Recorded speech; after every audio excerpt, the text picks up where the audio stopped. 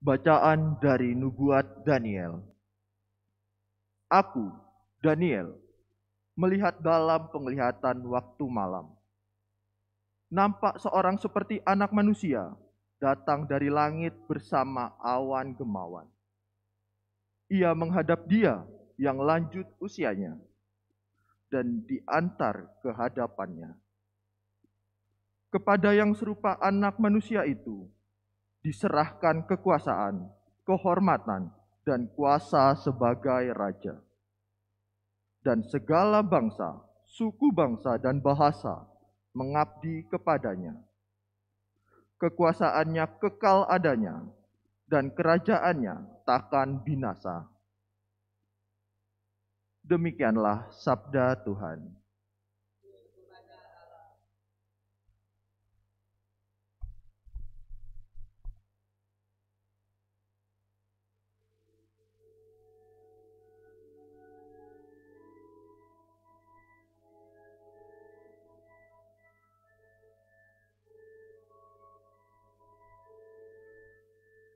Tuhan adalah Raja, Ia berpakaian kemegahan.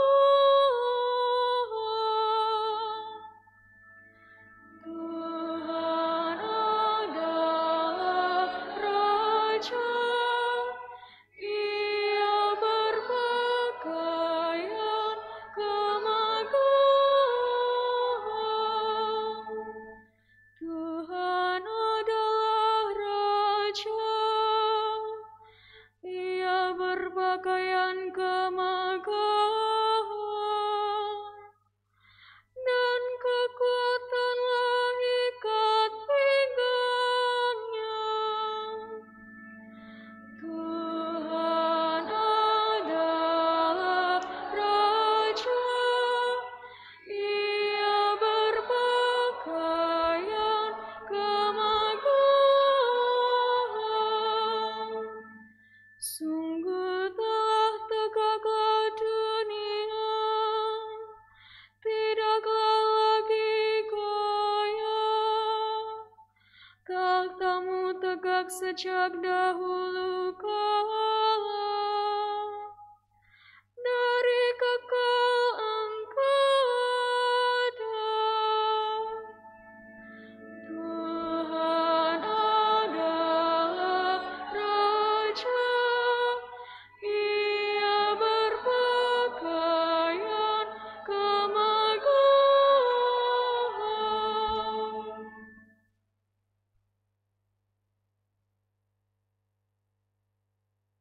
Bacaan dari Kitab Wahyu.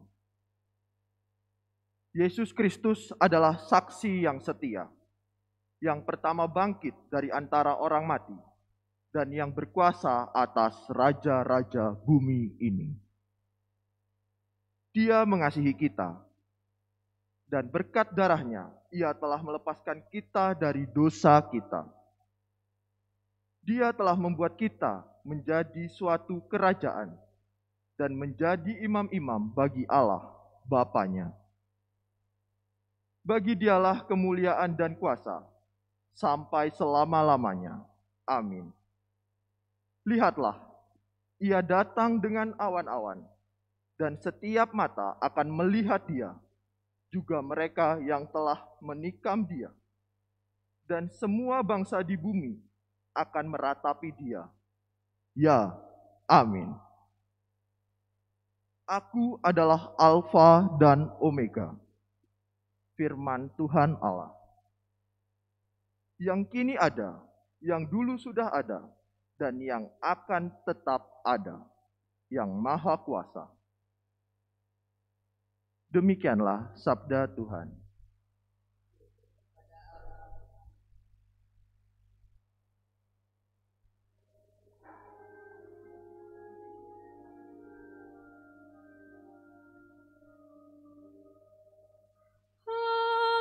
Haleluya, haleluya, haleluya.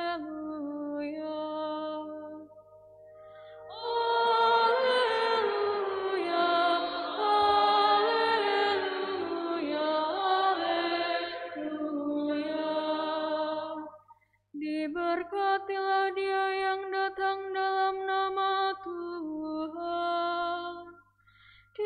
Berkatilah kerajaan yang datang, kerajaan Bapa kita Daud.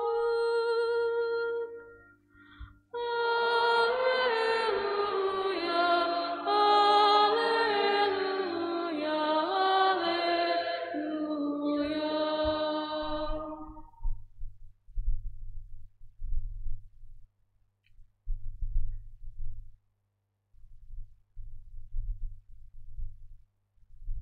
Tuhan sertamu. Dan sertamu juga. Inilah Injil suci menurut Yohanes. Dimuliakanlah Tuhan. Ketika Yesus dihadapkan ke pengadilan, bertanyalah Pilatus kepadanya, "Engkaukah raja orang Yahudi?" Jawab Yesus, "Dari hatimu sendirikah engkau katakan hal itu? Atau adakah orang lain yang mengatakan kepadamu tentang aku?" Kata Pilatus, "Orang Yahudikah aku? Bangsamu sendiri dan imam-imam kepala telah menyerahkan engkau kepadaku. Apakah yang telah engkau perbuat?" Jawab Yesus, "Kerajaanku bukan dari dunia ini. Jika kerajaanku dari dunia ini, pasti hamba-hambaku sudah melawan, supaya aku jangan diserahkan kepada orang-orang Yahudi. Akan tetapi kerajaanku bukan dari sini."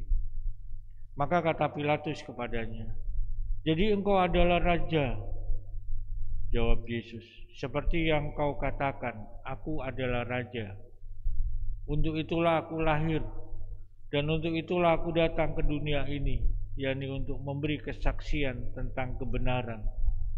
Setiap orang yang berasal dari kebenaran mendengarkan suaraku." Berbahagialah orang yang mendengarkan sabda Tuhan dan tekun melaksanakannya. Sabdamu adalah jalan, kebenaran dan hidup kami.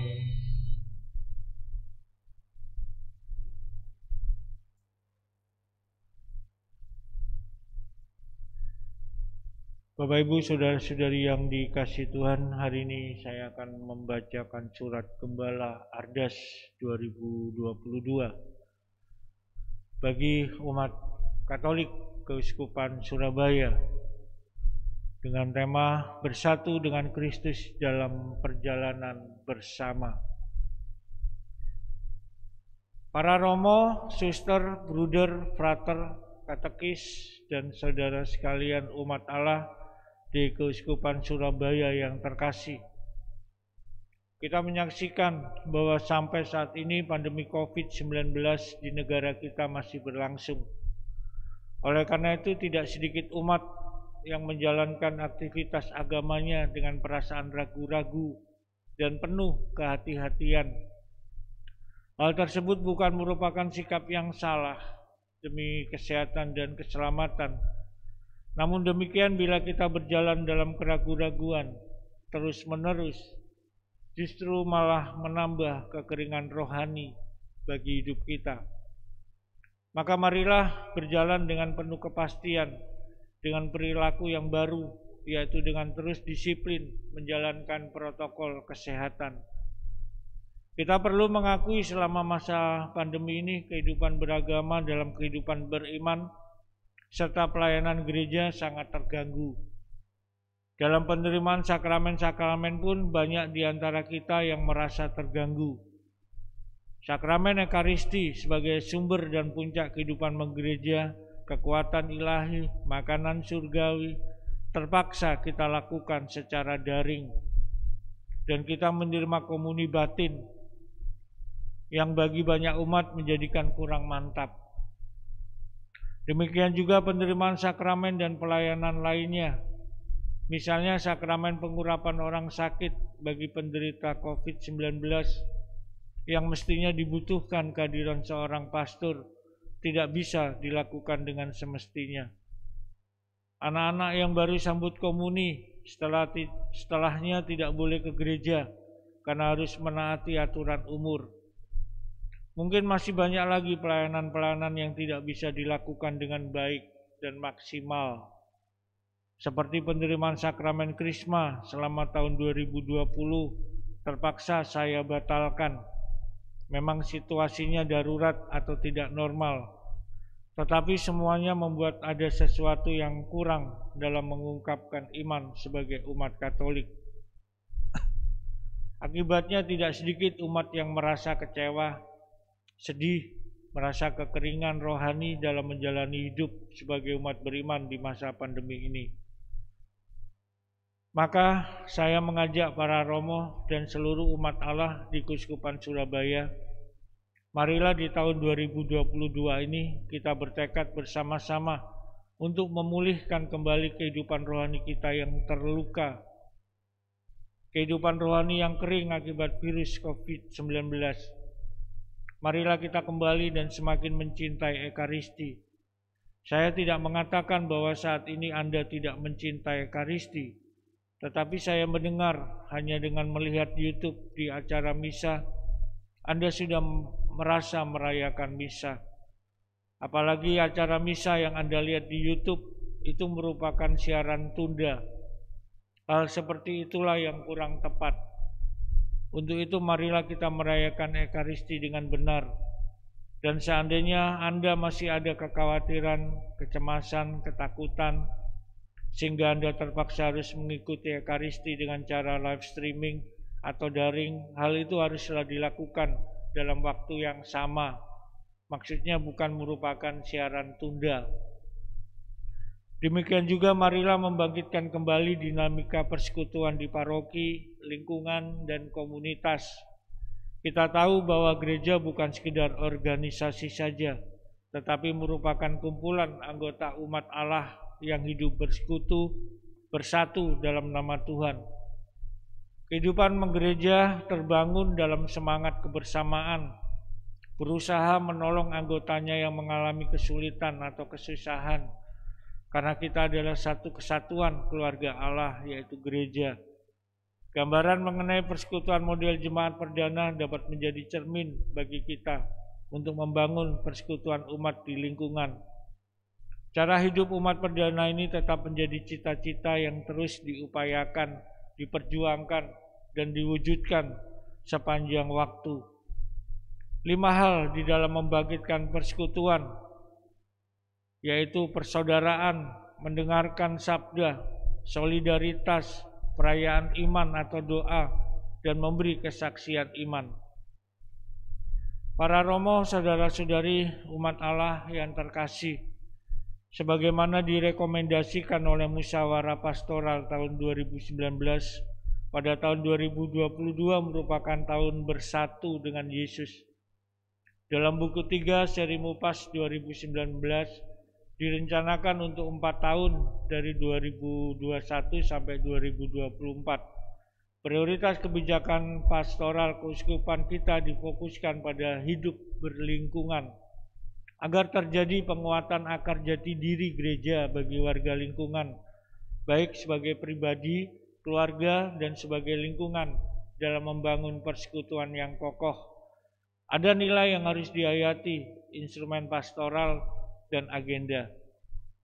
Buku pedoman pastoral pengurus lingkungan menjelaskan bahwa lingkungan adalah cara hidup menggereja murid-murid Kristus dalam persekutuan teritorial berakar keluarga dengan jumlah tertentu. Hidupnya berdekatan, memiliki pengurusnya sendiri, dan menghayati imannya secara mendalam melalui 5 aspek hidup menggereja: pewartaan, persekutuan, peribadatan, kesaksian, dan pelayanan masyarakat. Persekutuan para murid Kristus ini menjadi bagian dari reksa pastoral paroki.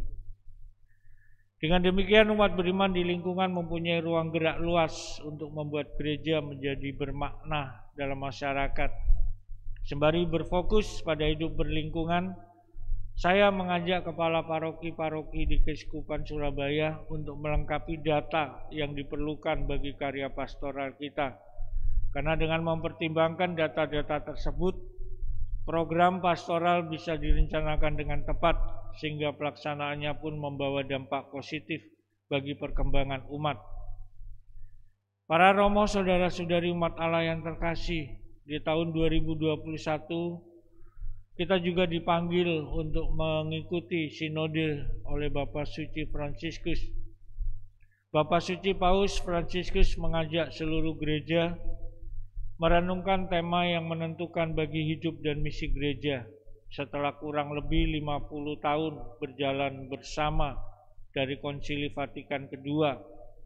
Tema yang diangkat adalah bagi gereja sinodal, persekutuan, partisipasi, dan misi.